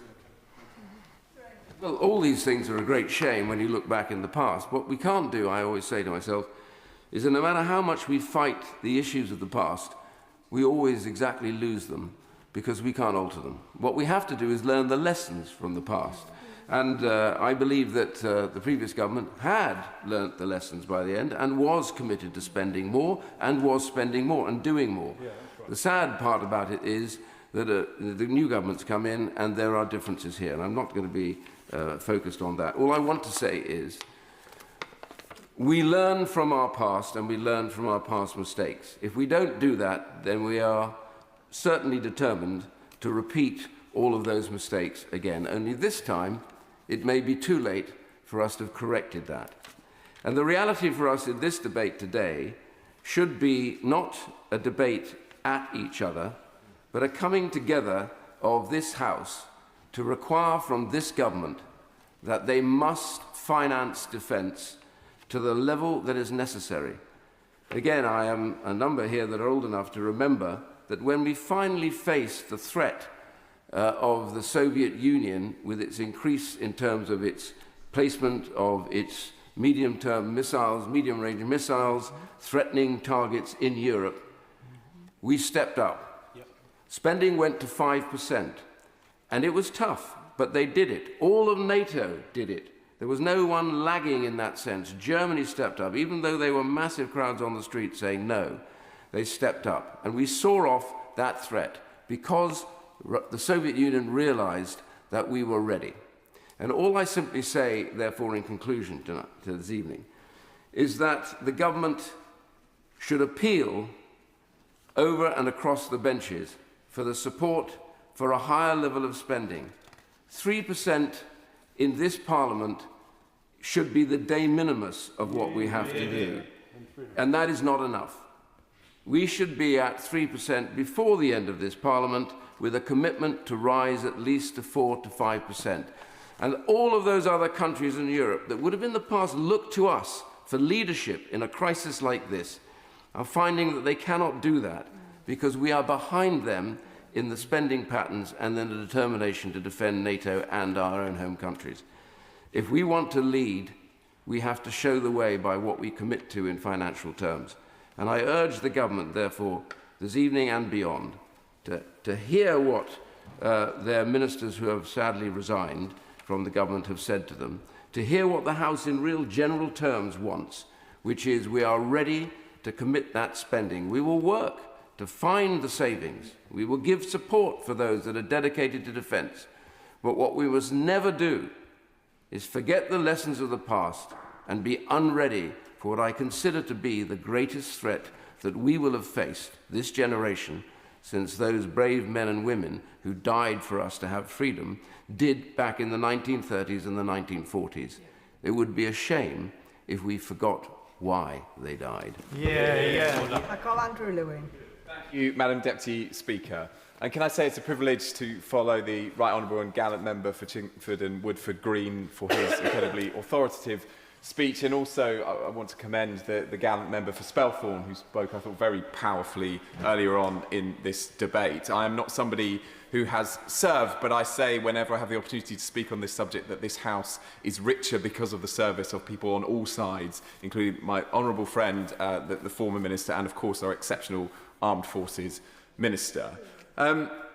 It's Armed Forces Week, so I also want to put on record my thanks for everybody in this country who has served and continues to serve, and pay a particular thank you to a man called Stuart Mendelson, who in Hertfordshire is involved in bringing veterans together in an initiative that he has set up, which is called Muster Point. It's a simple premise, but it's about bringing veterans together to meet, to socialise, to build networks and connections. He's had great success in doing that in Stevenage, working with my honourable friend, the member for Stevenage, and we are in the process of extending it to Welwyn Hatfield, and I want to put on record my thanks to Stuart. Madam Deputy Speaker, it's also the first time that I've had the opportunity to address the Chamber since the Prime Minister announced his resignation, and that's a moment of regret for me, and I do want to put on record my thanks to him for all of his service to my party and the country, and the fact that when he leaves office, most likely in a few weeks' time, defence spending today will be higher than it was at any point over the 5 previous Prime Ministers. The tone of the House, Madam Deputy Speaker, has changed somewhat since the initial speech by the Shadow Secretary of State, but I am going to re-inject a little bit of politics into the day, because I think it's important on Opposition Day that we assess whether the rhetoric of one party does match their record in office. And I want to go back to 2014, the moment in which Crimea was annexed by Putin, the moment which now I think people on all sides of politics was when we should have realised the depth of the threats that we faced in Europe. And at that moment in time, defence spending was 2.2%. And I had a look at what defence spending was in 2022, the moment at which the full-scale invasion of Ukraine began. And defence spending in that 8-year period fell. It fell to just under 2.1%. So I'm afraid when they were in office, the Conservative Party didn't heed those warnings. I will give way to the Honourable. Well, gentleman, for outlining those defence figures, but when his party came into office in 1997, defence spending was 3% of GDP, and when they left, it was 2.5. So isn't his point, which I take, absolutely applicable to his party and his government too? I'm pleased that he takes my point, but I think what we're saying is that the circumstances had changed, and that's why. I'll make the point. I'll give way in a second. That is why I intentionally picked those 2 dates. 2014, annexation of Crimea. 2022, the full-scale invasion of Ukraine. Those 2 points are indelibly linked. And our failure to act was a decisive moment in history. I'll give way to the honourable gentleman. I thank the honourable member for giving way. I'd like to point out that at the point during the last government, we were the 3rd highest spenders in NATO for defence spending. The rest of Europe was also not taking defence as seriously. We had all enjoyed the peace dividend, and nobody was spending money on defence like they should be. To that extent, though, we continue to maintain our presence within NATO, but now we are the 12th biggest spenders in NATO. So does his government not match the rhetoric that they're giving? Yeah, exactly. I thank you for his intervention, but is he therefore excusing the lack of investment in that period between 2014 and 2022? That's what I'm not sure of, because there are members on that side of the House who have been clear and consistent that they didn't serve in the Conservative government and they thought it was wrong that defence spending fell. I appreciate he wasn't here at that period, neither was I, but I don't know if that was his position. I'm going to make a little bit of progress, and this might I'll make a little bit of progress, then I'll let other people in. And this may really upset some honourable members on the other side, so brace yourself. It is also the 10-year anniversary of Brexit. And it is the case that most members sat opposite me supported Brexit. And I raise it in the context of public spending choices, because what is now emphatically proven that the decision to leave the European Union has cost our economy tens and tens of billions of pounds. The estimate ranges between 4% of GDP and 6% of GDP, and that equates to a total of nearly £100 billion. So in a scenario where we've been remained members of the European Union, had a stronger economy, whoever was making the choices on defence would have been a far better place to invest. Does the honourable lady not agree? And I stand here, not as a Brexiteer, as somebody who was a reluctant Remainer. I voted for Remain, partly because of the security of our country. But let me tell the gentleman now, there is no way that I regret that decision. I'm a pragmatic Brexiteer, like most of our country. But it's no good him standing there and bemoaning this, that and the other. The decision about the Defence Investment Plan falls on his government. What has stopped them getting on? If it's such a good idea, and I notice their benches are empty, why haven't they just got on and delivered it for the sake of our country? Well, I'm pleased we were on the same side in 2016, and maybe we will be at some point again in the future, Madam Deputy Speaker. Let me fast forward to 2024, because that point was a really important moment for the country. I will give way to him. He talks about 2014 and the invasion. He's quite right. I was in Cabinet at the time.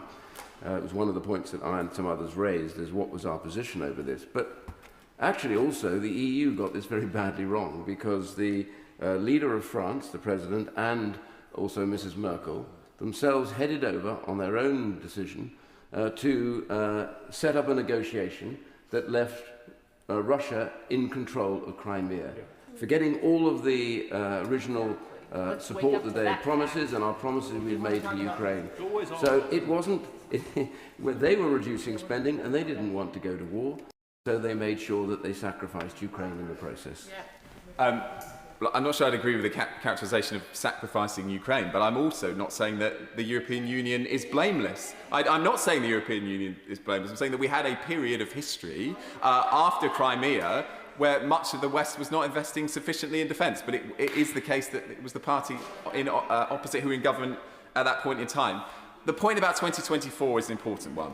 We had a decisive, a very important general election for the country. And so we hear now about the Conservatives prioritising defence. So I looked back at their record and their manifesto. And what was the offer to the country on the eve of the general election? A big cut in national insurance. A cut that was going to cost £10 billion a year. So again, when faced with a choice, this is 2 years into the Ukraine war, are you going to prioritise defence spending? That was not the choice that you made, was it not? He talks about the Ukraine war. Madam Deputy Speaker, it has to be remembered, only one European country stood by Ukraine at the outset of that invasion. Our Secretary of State for Defence and the then Prime Minister Boris Johnson took the decision to arm Ukraine against the advice of the Foreign Office. Does he seriously think any other Prime Minister we can think of recently in this country would have defied the advice of the Foreign Office? And can he tell us which other European country had the strength to stand by Ukraine and keep them in the war so that Russia didn't get to Kyiv? But the Prime Minister of the time had the full support of the then Leader of the Opposition and the now Prime Minister. That is the case. So we were united as a House on that. So I agree with him that Boris Johnson at that moment made the right judgment, but he had the full support of our Prime Minister today. I'm going to make some progress to talk about the record of this government. I know you're enjoying it. But it is really important, Madam Deputy Speaker, that we reflect on the progress and the investment that we have made. The aid to defence spending switch was not a policy that was universally welcomed on this side of the House, but I believe it was a necessary decision and the right decision to have been made. We've got the Type 26 frigate deal. We've got the Typhoon deal with Turkey. And we've got 13 new sites for munitions and factories that are so important for our rearmament. And the Armed Forces pay rise, the most generous and most urgently overdue pay rise for 20 years, again delivered by this government. And my final point on this, Madam Deputy Speaker, is we've had some really authoritative interventions today about the changing nature of warfare, and I have much to learn from other colleagues. I think it is to be applauded that this government is investing in drone warfare. My honourable friend, the member for Swindon North, has been a champion for investing in drone factories in his constituency. In just the last week, we have learned about the development of long-range missiles, which the UK and Ukraine are working on together without the need for US components. That is a very significant and welcome step forward. Madam Deputy Speaker, it is with regret that whilst I admire many people on the other side of the House, that the last government had every opportunity to increase investment in defence spending didn't take that option. And I'm afraid that the enduring image that has been left with the public is of the last Conservative Prime Minister leaving the beaches on D-Day early. It was a picture that I'm afraid told 1,000 words. Madam Deputy Speaker, in politics, parties need to be judged by their record and not just their rhetoric.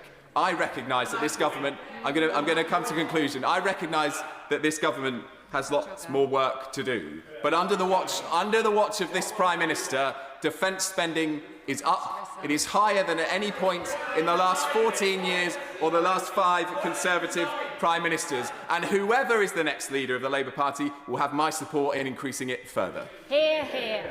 Joy Morrison. We are facing dangerous and uncertain times, a world that has dramatically changed in just a couple of years. And to set the record straight from discussions that have happened across this House, it might be worth pointing out that Europe is on a path of rearmament.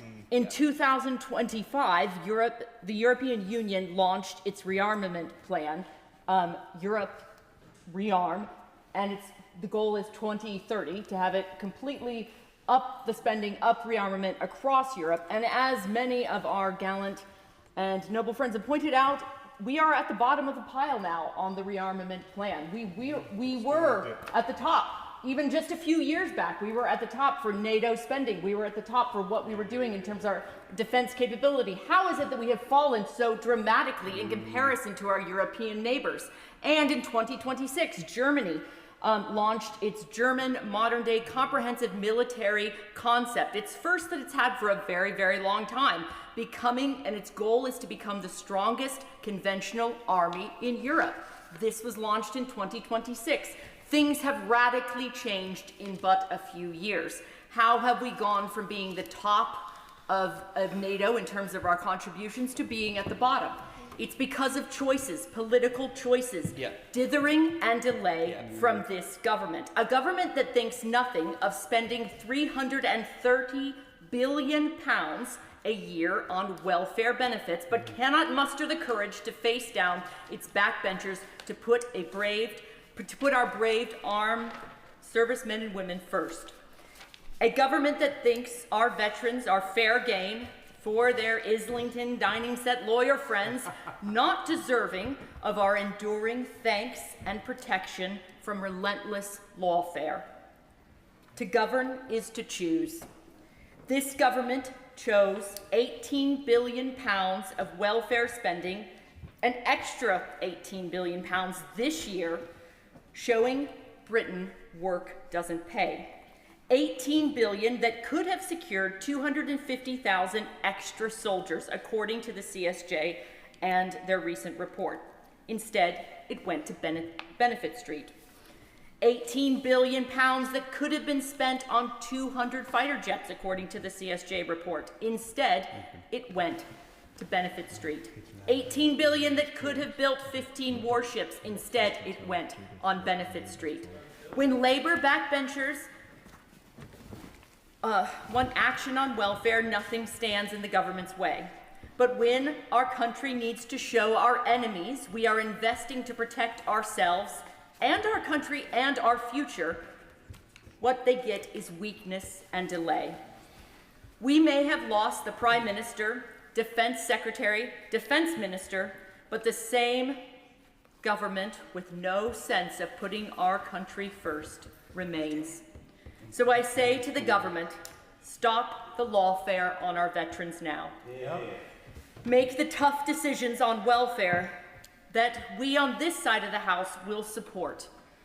Put a defense investment plan forward now that will make our enemies think twice. We are saying goodbye to a Prime Minister without a backbone. He has left our country weaker, poorer, and less safe. But the country cannot wait for Labour's internal indulgence. It is time for the investment of our armed forces that the moment demands, that transcends party, that puts our country first. It is about Britain and our role in an unsafe and dangerous world. It is time to act and give our armed forces the investment they need. Luke Akehurst. Thank you, Madam Deputy Speaker. I'm grateful for the opportunity to once again make the case for a sustained uplift in defence spending, as I've done at every opportunity in this place. And I feel quite humbled following some of the right honourable and honourable gallant members who spoke on the other side. The member for Chingford, the member for Spelthorne made very thoughtful contributions to the debate. May I first pay tribute to, as I did yesterday in the Armed Forces Bill debate, to the former Defence Secretary and the former Armed Forces Minister, who I'm disappointed has left. Idea that this is the left. Is it something more specific? Oh yeah, greetings everybody from the left. All right.